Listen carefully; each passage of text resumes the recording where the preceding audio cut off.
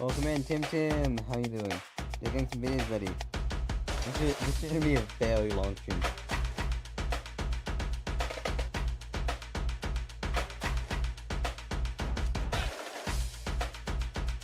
So we had to stay here for a while.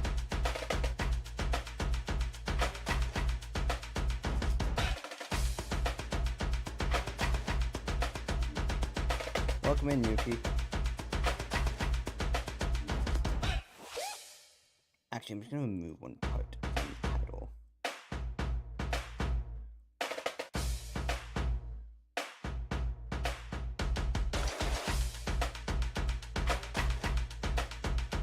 Yep. I'm gonna call with cats right now, but they're asleep. And they cannot hear us.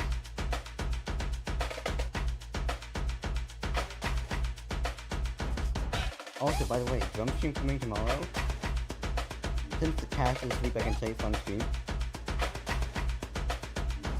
If you do not know about the situation, which is good, don't worry, this is good. They just escaped that very bad situation that they were in. So, my mic isn't that loud. I'm in the green still. I barely even go to the yellow. I'm not peeking.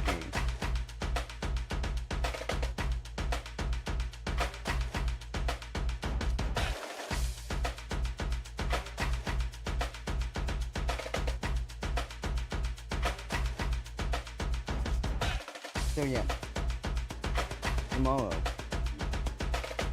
don't let cast know, do not let cast know, cast cannot know. Tomorrow, like, they already know that I'm going to be doing a drum stream tomorrow, but what they do not know is what I'm going to be playing. I'm going to surprise them by playing a bunch of Witches and Poor Amy songs. They cannot know. They cannot know. Do not tell them. It's going to be a surprise. Without further ado, let's get right into the stream. We have 9 videos here, but they can be quite long. The longest one, I think, is, let me see, 51 minutes. The shortest one is 22 minutes. So,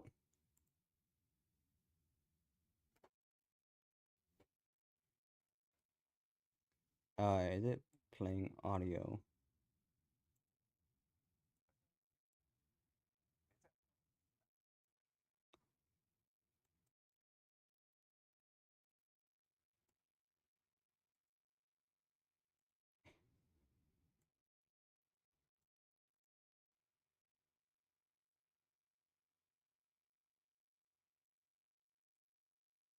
What? Howling winds on its way. Oh, Yuki, we're not doing requests. Actually, I forgot to take that out of the title. Because this stream's only gonna be pretty long.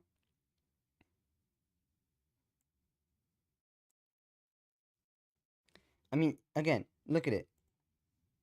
First video we have is 51 minutes long. Second video is 42 minutes. Third is 28, 22, 30, 40, 31, 34, 32. This video is gonna be longer than usual. Way into New York, which in itself is nothing special. But the pilots on board are flying with a huge knot in their stomachs because the situation that they are now in is anything but normal. Stay tuned. The airspace around New York City is some of the busiest and most complex in the world, with 3 major... I mean, even if you do send a video and it kind of has to be about aviation, since that's literally what the stream is about. International airports within just a few miles from each other, and then 35 further smaller airports in the surrounding area, the system has been developed to keep air traffic flowing efficiently and safely into the region, making it essentially the 8th wonder of the world. In fact, this system works so extraordinarily well that hardly anything ever goes wrong, hardly ever. The crew and passengers of Aviation Flight 052 on a wintry day back in 1990 had no idea that they were about to become the exception to that rule. Avianca is the flag carrier of Colombia and the 2nd oldest continuously operating Also, be prepared for me to nerd out a lot because, well, I meant to nerd out because this is the nerdy channel. Airline in the world after the Dutch Suck KLM. it. Back in the 1980s and early 1990s, Avianca operated a fleet consisting of 3 Boeing models, with the 747 handling long-haul flights, the 727 for short-haul, and for the mid-range routes, they used the, by then, already antiquated Boeing 707. The 4-engine narrow-body 707 was the first really... Bro, what the fuck? Pepsi can't... No, before you go to bed, explain that more. Explain that more. Yo, no, you can't just, like, gloss over that. What the... Wiping Pepsi cans in the microwave? successful American jetliner when it entered service back in 1958, which I've actually covered over on my second channel, Mentor Now. But while the 707 was revolutionary when it came out, by 1990 it was considered a bit of a dinosaur. No. You're not allowed to leave until you explain that. What?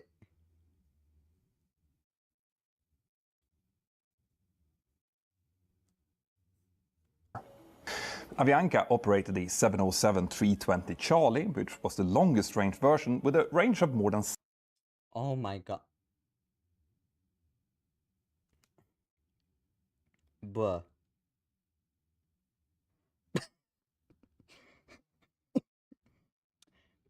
Okay. 6,000 nautical miles.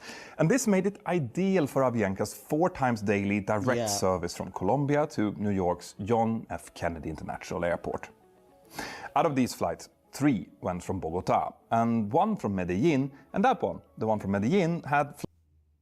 Yuki. But if I had access to Twitch right now, I'd probably, like, delete that, because, no, don't plug your own shit in chat. Don't.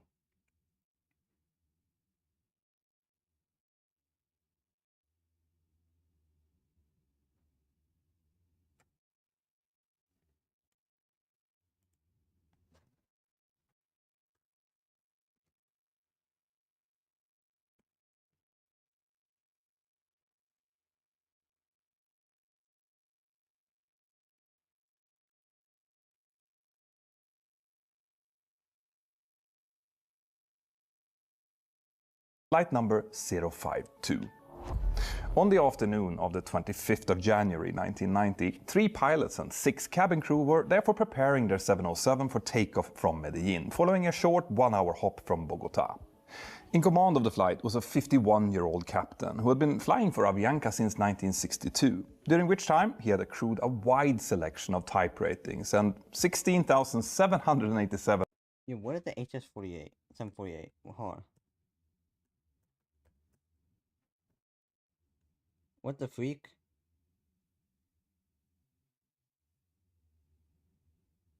Interesting. hours of flying time, including about 1,500 on the 707. The first officer was 28 years old and had a... I'm hungry. I'm gonna get something.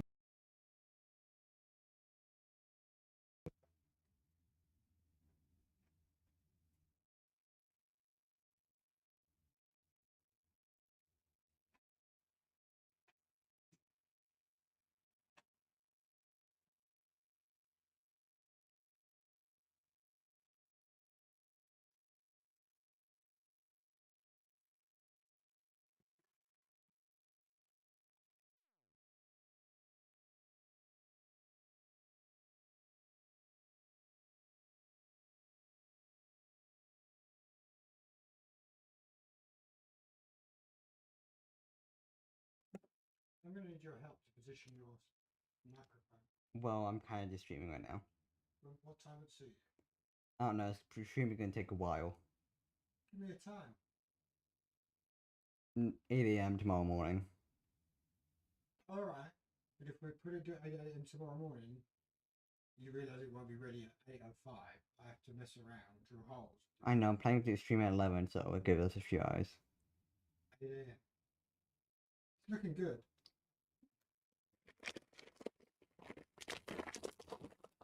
You guys clean, yeah? Anyways, let me get back to streaming, please. You get some work done? Yeah. You're feeling comfortable? Yeah. Top of your work? Somewhat. No missing work next week? Goodbye. Checking.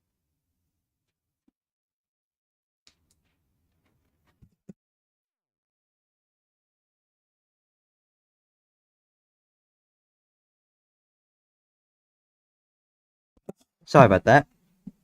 Okay, why am my mic peaking like hell now? Whoa. What? What the freak is happening with my mic?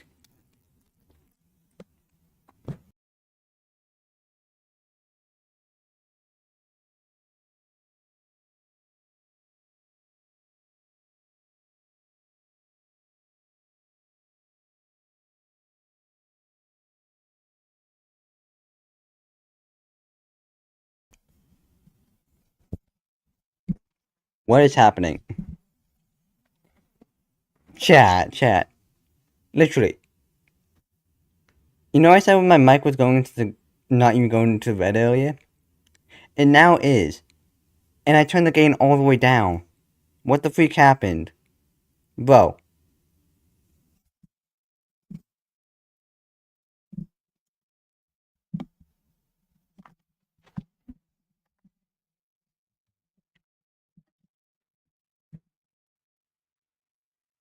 It does this sometimes, it's fucking annoying. It's annoying as hell. Literally. Earlier, I had my gain at like in the middle, so like medium gain. I was barely going to the yellow when I was talking the same tone of voice I am right now. Like I wasn't yelling, wasn't being not whispering or something like that, with like just like my normal voice. And now, after I muted myself after talking to my dad, when I hadn't changed the gain setting, by the way, I had not changed anything on my mic. It was like peaking like hell, and now it's like getting to the red consistently on minimum gain. Like, what the freak is that with my mic, bro? Total of 1,837 hours, of which just 64 were on the 707, so there was quite a seniority difference between the two. In fact, the captain had joined Avianca only 3 months after the first officer was born. And then last but not least, the third flight crew member was a 45-year-old flight engineer who was actually the most experienced on the type with 10,134 total hours, including 3,000 on the 707. Now, none of the flight crew members had any record of any training difficulties, but by modern standards, the quality of the training itself back then would have been considered. Okay, now it's back to normal, I guess? What the freak? Quite antiquated. okay. In 1990, Avianca, for example, did not yet instruct its crews in the principles of CRM, crew resource management, which is the set of strategies that we pilots use to ensure that we're making proper use of a CRM update didn't come out yet? Damn. Every crew member's knowledge, opinions and awareness. On top of that, there were also some issues with the English language proficiency among many of the pilots at Avianca. And apparently the captain of this flight didn't speak enough English to feel comfortable talking to American air traffic controllers, which is something that would soon end up playing a role here. What? Wait, hold on, what? The captain of this flight didn't speak enough English to feel comfortable. Oh no. Comfortable talking to American air traffic controllers, which is something that would soon end up playing a role here. Anyway, back at the aircraft, since this was an en route stop, the pilots wouldn't have needed to review the technical log since they had already done that when they started their duty back in Bogota. But they knew from that previous flight that this 22-year-old airplane had a 22-year-old, damn. number of potentially significant deferred technical issues. Most significantly, the autopilot was placarded as inoperative, which in its... Oh, I just got a YouTube notification. What the frick? Who did what now?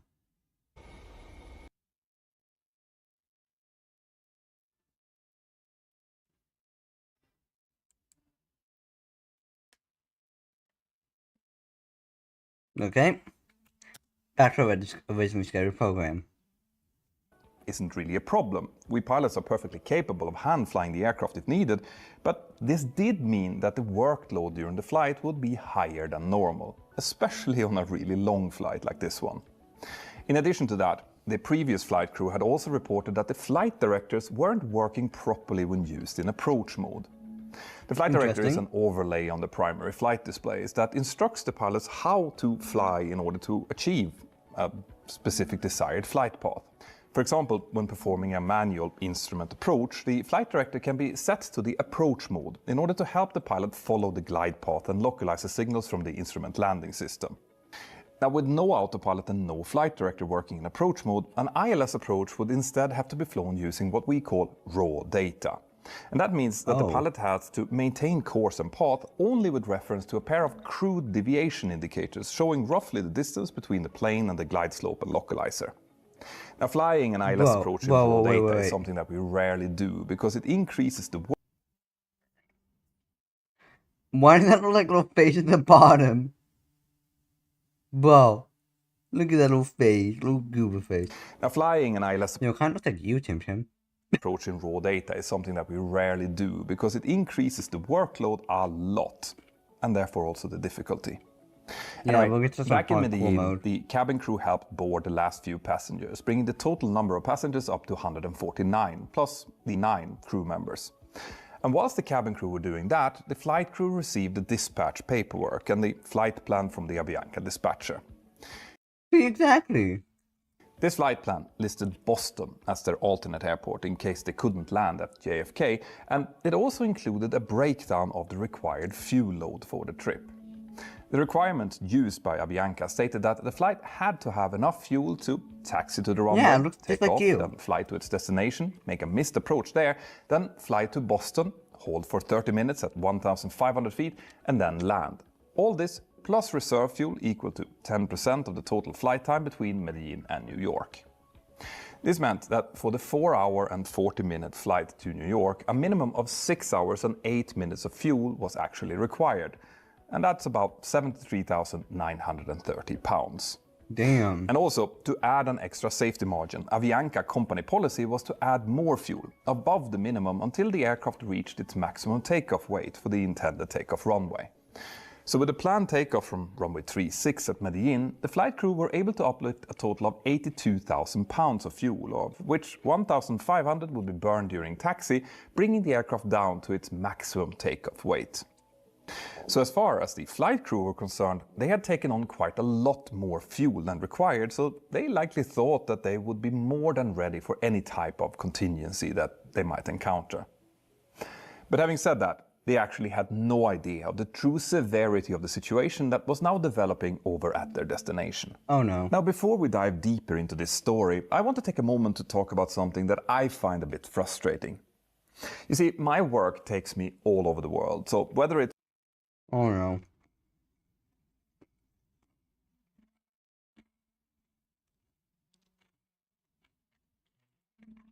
You'll also get to directly support this channel. And on top of that, their 30-day money-back guarantee also means work. Now, let's get back to the story. You see, on that day, a large low-pressure system was positioned over the entire northeastern United States, generating low overcast, fog, precipitation, and high winds all the way up the eastern seaboard to Canada and inland all the way to Chicago and beyond. With conditions expected to get even worse later in the day, Federal Aviation Administration specialists at the Central Flow Control Facility in Washington, D.C.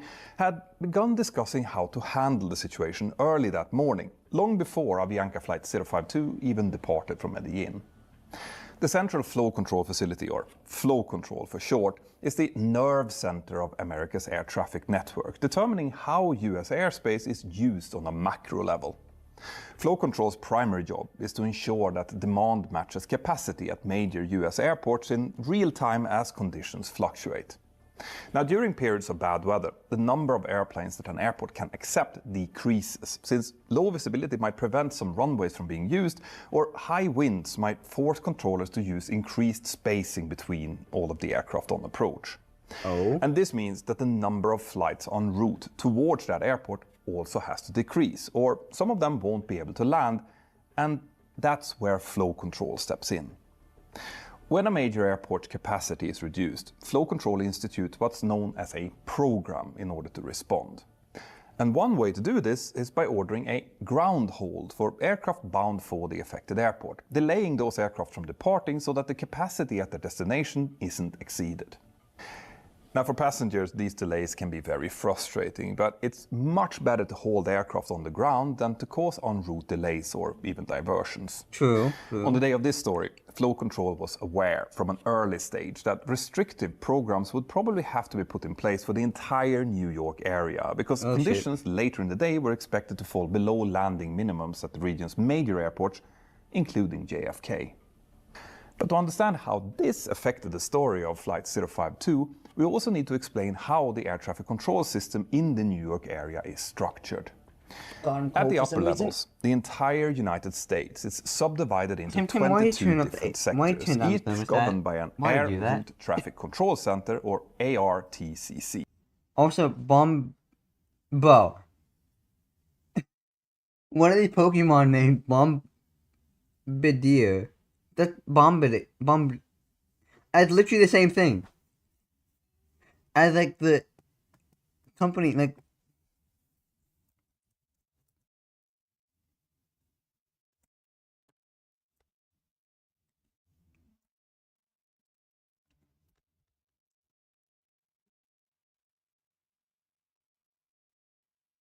Bro. But also, Tim, why you turn on the thermostat? Turn it back up. The New York ARTCC controls traffic over New York City and Long Island, as well as parts of several neighboring states. And it's bordered by the Boston ARTCC to the north and the Washington ARTCC to the south. If an aircraft is headed towards an airport within the New York ARTCC, then midway through its descent, it will be handed over to an intermediate control facility known as the TRACON.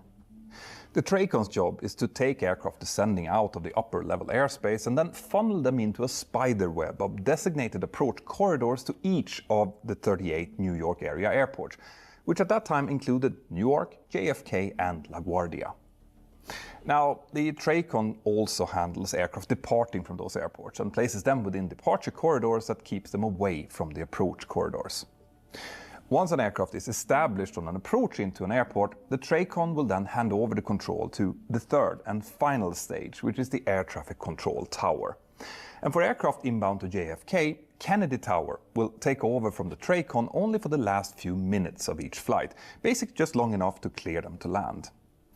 Anyway, for flow control purposes, the tower supervisors at each major New York airport typically report their estimated capacity to the TRACON flow control specialist, who then coordinates the acceptance rates with the central flow control facility. Okay. So for example, if flow control is aware that 40 aircraft bound for JFK are scheduled to arrive during a particular hour, and the tower expects that their acceptance rate during that period will be only 35 aircraft per hour, well then flow control can match demand to capacity by telling, let's say, Chicago to delay takeoff for 5 JFK-bound flights by 1 hour. But US flow control only has the authority to issue ground holds for aircraft departing from the United States, not from aircraft arriving from overseas, which is worth remembering. Oh no. Now, on the morning when this story took place, the TRACON specialist reported to flow control that the forecasted weather conditions would likely result in an acceptance rate at JFK as low as 28 planes per hour. Damn! But flow control wanted an acceptance rate of 32 planes per hour because more than 50 New York-bound flights from Europe had already taken off and would arrive to JFK during the afternoon, and those aircraft would need to land no matter what. What this meant was that if the acceptance rate was too low, well then most domestic flights would have to be held on the ground for long periods while the backlog of international flight was cleared out, and flow control wanted to avoid that if possible. Despite the TRACON specialist's warnings, the central flow control specialist in charge of the New York program therefore decided that the program would assume an acceptance rate at JFK of 33 aircraft per hour. The specialist explained that at a rate of 33 per hour, the average ground delay for JFK-bound domestic flights would be 2 hours and 13 minutes.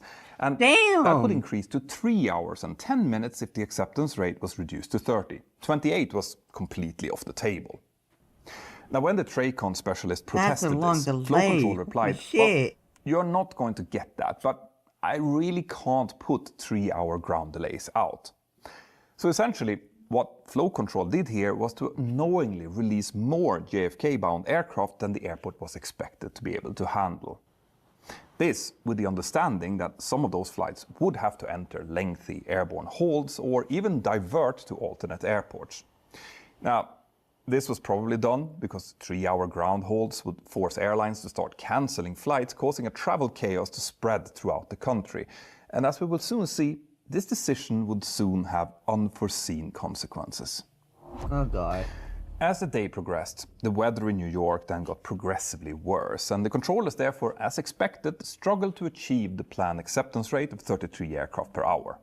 By the time Avianca Flight 052 departed Medellin at 15:08, the TRACON specialist had already warned flow control numerous times Hello, Becky Davies. that the Welcome program in. wasn't working, and that airplanes were now entering airborne holds waiting for their How you turn doing, to mate? land.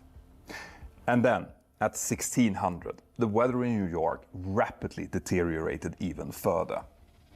Up until that point, aircraft had been landing on JFK's parallel runways, 22 right and 22 left, but now the visibility had fallen below the minimums for 22 right, bringing the airport down to only one.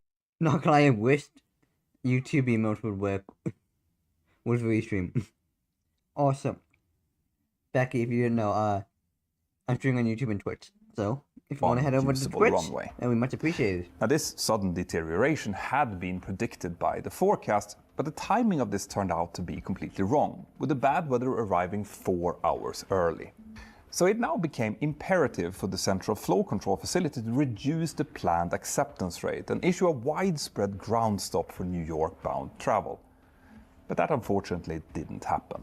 So as aircraft continued to depart for New York, the airborne traffic jam now worsened, and by 16:30 there were 39 aircraft waiting to land at JFK, while the 39 actual number aircraft of waiting, landings that's per insane. hour had fallen down to below 30. Oh my god, By that's 1800, chaos. the New York ARTCC was so full that many aircraft were holding in the neighboring Washington ARTCC as well, and some flights were also forced to divert to alternate airports. And as this was happening, Avianca Flight 052 had taken off and was now heading Hello. north, straight towards this escalating traffic nightmare, with the pilots on board likely having no idea about it. You see, normally, when bad weather and delays are expected, we pilots are in constant contact with our company or other resources to get the latest information about the air traffic situation, weather, and also to plan for contingencies. We're even sometimes making requests to air traffic control for the latest weather conditions in order to keep our situational awareness up to date. But on Avianca Flight 052, none of that seemed to have happened. And to understand why, we need to talk a little bit more about how this flight had been dispatched to begin with. Okay. You see, a major issue here seemed to have been that the pilots of Flight 052 had been given weather forecasts that were already 9 to 10 hours out of date. This meant that the forecast for JFK gave a visibility of 1 mile in rain with overcast at 800 feet and winds gusting up to 30 knots. Quite poor, but still above minimums. The forecast for their alternate airport, Boston, was even worse, indicating 3/4 of a mile visibility in rain, overcast clouds at 500 feet and winds gusting up to 25 knots. And knowing that, you might already be wondering why Boston was selected as an alternate at all, and that's a really good question. Yeah, why was It turns that, out that the contractor who drafted Avianca's flight plans used a computer system that automatically entered Boston as the alternate airport for every flight to JFK without actually checking what the weather was like. And Avianca's dispatchers then didn't cross-check if the alternate was appropriate or not.